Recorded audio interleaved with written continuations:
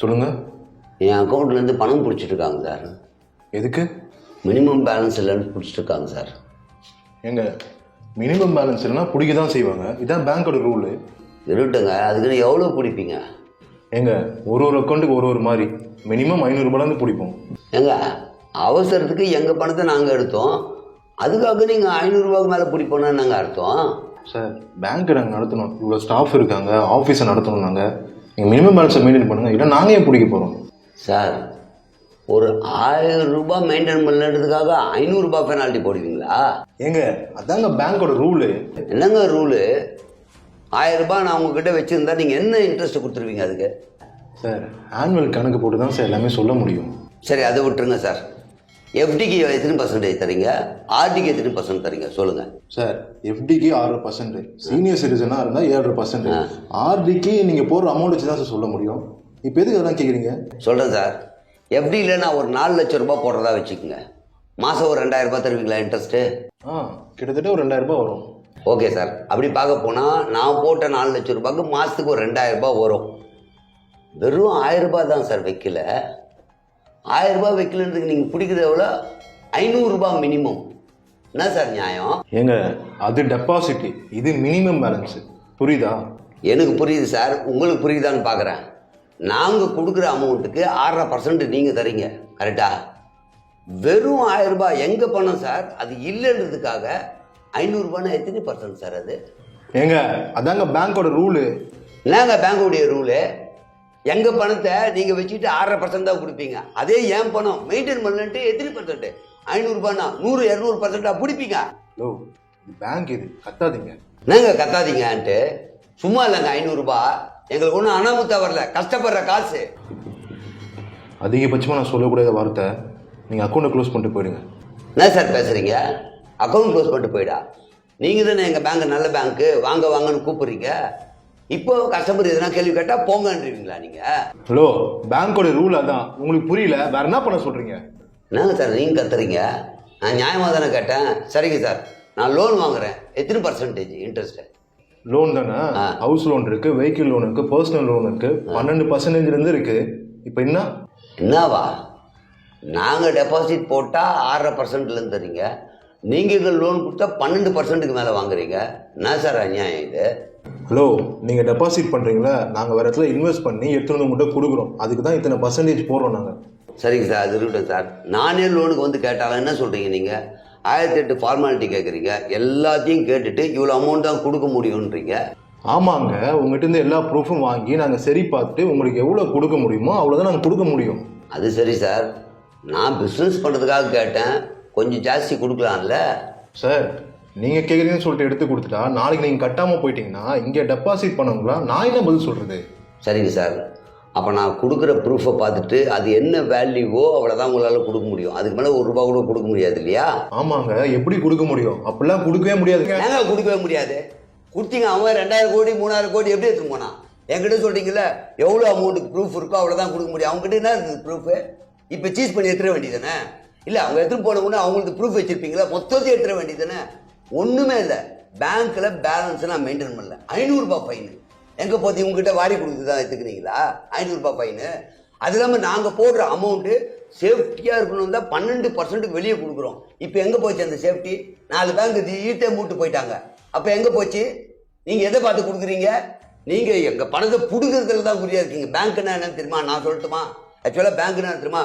வீட்டில் எங்கேயோ வச்சா சேஃபாக இருக்காதுன்னு பேங்க்கில் வைக்க தான் சேஃபு. இன்னொன்று இன்ட்ரெஸ்ட் கொடுக்கும், கவர்மெண்ட் இதுன்றதுனால நம்ம அது போய் இன்வெஸ்ட் பண்ணுறோம், திருப்பி கொடுப்பீங்க, ஒரு இன்ட்ரெஸ்ட் வரும் தான் நம்ம பண்ணுறோம். நீங்களே இப்போ எங்ககிட்ட பணம் வாங்குறதே குறியாக இருக்கீங்களே. எஸ்எம்எஸ் அனுப்புறீங்களா சார்? எஸ்எம்எஸ் எதுக்கு எஸ்எம்எஸ் அனுப்புறீங்க? சரி அனுப்பிச்சு தொலைக்கிறீங்க, எவ்வளோ சார் மாதத்துக்கு எவ்வளோ வாங்குறீங்க? 3 ரூபா. ஹலோ ஒரு நிமிஷம் நிறுத்துங்க. எஸ்எம்எஸ்க்கு நெட்டு தேவைப்படும், அதுக்கு பணம் யார் கட்டுவா? நீங்கள் தான் கட்டணும். நான் தான் கட்டணும், கரெக்டு தான் நீங்கள் சொல்கிறது. எங்கள் எல்லாருக்கும் எஸ்எம்எஸ் அனுப்புறீங்களே, எல்லாருக்கிட்டையும் தானே காசு வாங்குறீங்க எஸ்எம்எஸ்க்கு? ஆமாம். நெட் கனெக்ஷன் எவ்வளோ சார்? நீங்களே சொல்லுங்கள் எவ்வளோ? 1000 ரூபாய் அன்லிமிட்டெட் தரான். மொத்த பேர்கிட்ட வாங்கி நெட்டுக்கு மட்டுமா கட்டுறீங்க? அதுலேயும் தான் லாபம் பார்க்குறீங்க. ஹலோ எதை பற்றி பேசுறீங்களோ அதை பற்றி மட்டும் பேசுங்க. சரி ஓகே, ஏடிஎம்மில் எவ்வளோ விட்ரா பண்ணலாம்? ஒரு பேங்க் ஒரு மாதிரி. எங்கள் பேங்க்கில் 40 ரூபா எடுக்கலாம் பர் டேக்கு. சரி ஓகே, மாதத்துக்கு எத்தனை தடவை எடுக்கலாம்? மாதத்துக்கு எத்தனை தடவை வேணால் எடுக்கலாம். 5 தடவை மேலே எடுத்தா அதுக்கும் கமிஷன் பிடிக்கிறீங்க? ஆமாம் முடிப்போம் தான், அதான் பேங்கோட ரூலு. சரி ரைட்டு. நேரில் பேங்க்கில் வந்து எவ்வளோ வரைக்கும் விட்ரா பண்ணலாம்? 1 lakh வரைக்கும் விட்ரா பண்ணலாம். என்ன சார் அநியாயமாக இருக்குது? என் பணத்தை நான் எடுக்கிறதுக்கு 1 லட்சம் தான் லிமிடேஷன் கொடுக்க நீங்கள் யார் முதல்ல? அதே மாதிரி ஏடிஎம்மில் 5 தடவை மேலே தான் கமிஷனு, அதை சொல்ல நீங்கள் யார் சார்? என் பணம் பேங்க்கில் போடுவேன், எப்போ வேணாலும் எடுப்பேன், அதுக்கு ரூல்ஸ்லாம் போடுறீங்க. என்ன சார் அநியாயமாக இருக்கு? ஹலோ, இஷ்டம் இருந்தால் மெயின்டைன் பண்ணுங்க, இல்லைன்னா அக்கௌண்ட்டை க்ளோஸ் பண்ணி கிளம்பி போங்க. ஏன் சொல்ல மாட்டீங்க? எங்கள் பணத்தில் தானே சார் சம்பளம் வாங்கி நிற்கிங்க. நாங்கள் என்ன கேட்டோம் தப்பா? ஒன்றும் நான் தப்பாக கேட்கலையே. மினிமம் பேலன்ஸ் இல்லைனாலும் 500 ரூபா ஃபைனு, 200%, 300% உங்கள் இஷ்டத்துக்கு போடுறீங்க எஸ்எம்எஸ்க்கு. அதுக்கு தேவையில்லாமல் அமௌண்ட்டு பிடிக்கிறீங்க. அதுக்கப்புறம் பார்த்தீங்கன்னா ஃபிக்ஸட் டெபாசிட்டுக்கு நீங்கள் தர பர்சன்டேஜ் கம்மி, வெளியே கொடுக்குறது ஜாஸ்தி. அதை தான் நாங்களே லோன் வாங்கினா இன்ட்ரெஸ்ட் ஜாஸ்தியாக கேட்குறீங்க. 5 தடவை தான் எடுக்கணும், அதுக்கு மேலே எடுத்தால் அதுக்கும் அமௌண்ட்டு பிடிச்சிக்கிறீங்க. அதை தவிர நேரில் வந்து விட்ரா பண்ணால் இவ்வளோ தான் விட்ரா பண்ணணுன்றீங்க. என்ன சார் பண்ணுறீங்க? உங்கள் பணத்தை எங்களுக்கு தரீங்களா, எங்கள் பணத்தை உங்ககிட்ட போட்டு நாங்கள் வாங்குறோமா? எனக்கு புரியல. இதை கேட்க யார் வேணும் உங்கள் இஷ்டத்துக்கு பண்ணுவீங்களா சார்? பேங்க்ன்றது ஒரு காலகட்டத்தில் எப்படின்னு தெரியுமா? பணத்துக்கு சேஃப்டிக்காக போட்டிருந்தோம், ஏதாவது இன்ட்ரெஸ்ட் வருமேன்னு போட்டிருந்தோம். இன்றைக்கி எப்படி தெரியுமா ஆயிடுச்சு? பேங்க் எங்ககிட்ட பணம் வாங்கிட்டு பெனால்ட்டி ஃபைனுன்னு சொல்லிட்டு எங்ககிட்டயே பணத்தை பிடுங்கிட்டு இருக்கீங்க. இதுதான் உண்மை. சரி, இதெல்லாம் வேணாடான்னு திரும்ப வீட்டில் வைக்கலாம்னு பார்த்தா ஐடி ரைடு. எப்படி இந்த பணம் வந்தது? சரி, வந்த பணத்தை எடுத்துகிட்டு வந்து போட்டால் பேங்க்கில் போட்டால் இவ்வளோ பிரச்சனை. இன்னொன்று கேட்கணும் சார், எனக்கு தெரியல, ஒரு சில பேங்க்லாம் திவாலாச்சு. அந்த கஸ்டமருக்கு எவ்வளோ பணம் வச்சுருந்தாங்களோ அதை கொடுப்பீங்களா, இல்லை அதுலேயும் இவ்வளோ தான் கொடுப்போன்ட்டு ஏதாவது ஒரு அமௌண்ட்டு ஒப்பேத்த கொடுத்தீங்களா? தெரிஞ்சால் சொல்லுங்களேன். ஹலோ, நீங்கள் கேட்குறது பெரிய பெரிய விஷயம், அதெல்லாம் உங்கள்கிட்ட சொல்லிட்டு இருக்க முடியாது. சரிங்க சார், அது சொல்ல தேவையில்ல சார். இன்னொரு விஷயம் கேட்குறேன் சார். பேங்க்கில் பணம் போடுறோம், அதுக்கே ஏகப்பட்ட விஷயங்கள் சொல்லி எல்லாம் கலெக்ட் பண்ணுறீங்க, அப்புறம் எப்படி சார் திவால் ஆகுது? வாரா கடன் ஒன்று இருக்குது, அது உங்களுக்கு தெரியாதுல்ல. சில பேர் பணத்தை வாங்கிட்டு கட்ட முடியாமல் போயிடும், எங்கனாலே அந்த பணத்தை கலெக்ட் பண்ண முடியாது. அது அப்படியே தள்ளுபடி பண்ணால் அது எவ்வளோ பணம் போகும் தெரியுமா உங்களுக்கு? தெரியாது சார், எனக்கு உண்மையாக தெரியாது. ஆனால் நான் உங்களை கேட்குறேன், நீங்கள் தானே சொன்னீங்க எல்லா ப்ரூஃபையும் பார்த்து தான் வாங்குறீங்க. அப்போ உங்கள் வாரா கடன் ஏன் வரப்போகுது? அது வரலன்னா இது விற்று பணமாக்க வேண்டியது தானே? நீங்கள் யாருக்கு கொடுத்தீங்க? சிறு தொழில் பண்ணுறவங்க, ஏழை எளியவருக்கா கொடுத்தீங்க? அப்படியே கொடுத்தாலும் அவங்ககிட்ட எப்படியாவது வாங்கிடுவீங்க. நீங்கள் கொடுத்ததெல்லாம் மிகப்பெரிய ஆள், பல லட்சம் கோடி, அது வாரா கடனாக தான் போவோம். அதெல்லாம் இப்போ எதுக்கு என்கிட்ட சொல்லிட்டு இருக்கீங்க? பேங்க்கில் நிறைய ரூல்ஸ் இருக்குது, அதெல்லாம் உங்ககிட்ட சொல்ல முடியாது, எனக்கு நிறைய வேலை இருக்குது. சார், என்ன சார் ரூல் நீங்கள் சொல்கிறது? வாடிக்கையாளருடைய பணத்தை பாதுகாத்து வட்டி போட்டு கொடுக்கறது தான் உங்கள் ரூலாக இருக்கும். அதை விட்டுட்டு நீங்கள் ரூல்லாம் என்கிட்ட சொல்ல முடியாதுன்னா எப்படி சார்? நான் சிம்பிளாக சொல்லட்டுங்களா? லாக்கர் மூலிமா வருமானம் வருதா உங்களுக்கு? எஸ்எம்எஸ் மூலிமா அதுலேயும் வருமானம் பார்க்குறீங்க. அது மட்டும் இல்லாமல் 5 தடவைக்கு மேலே எடுத்தா அதுக்கு ஒரு பெனால்ட்டி போட்டு அதுக்கு ஒரு அமௌண்ட்டு பார்க்குறீங்க.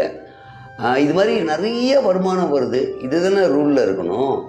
இதை விட்டுட்டு வேறு ஏதோ எங்களுக்கு புரியாத விஷயம்லாம் ரூலில் இருக்க மாதிரி பேசுகிறீங்க. அல்லாமல் வேலை இருக்குங்கன்றீங்களே. எங்களுக்கு வேலை செய்ய தான் சார் நீங்கள் இருக்கீங்க. நீங்கள் ஏதோ நாங்கள் இல்லாத வேறு ஏதோ ஒரு வேலை பார்க்குற மாதிரி எனக்கு வேலை இருக்குது அப்படின்னு கை காட்டுறீங்களே. என்ன சார் நியாயம்? சார், சராசரி மனுஷனா உங்களுக்கு இருக்க அதே வழி எனக்கும் இருக்குது. ஆனால் நான் இந்த மேனேஜர் சீட்டில் உட்காந்தேன்னா வேறு வழி இல்லை சார்.